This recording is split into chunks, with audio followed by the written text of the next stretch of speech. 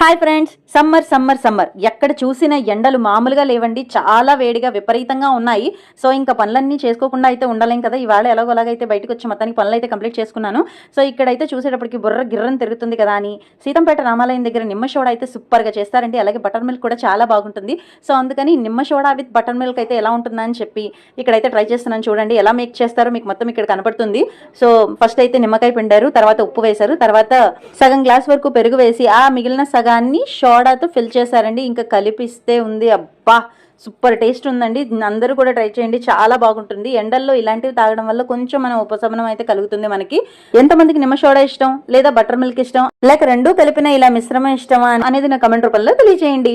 So ఎండల్లో అయితే చాలా జాగ్రత్తగా ఉండండి. మనం బాగా ఎండల్లో తిరిగేసిన చల్లని వెంటనే తాగకూడదు. వాళ్ళు మాకు తయారు చేసి ఇవ్వడానికి టైం పట్టింది కదా అని ఇప్పుడైతే మేము తాగుతున్నాం. వేసవి కాలంలో పిల్లలు మీరు జాగ్రత్త. Thank you for watching. Bye bye. Subscribe.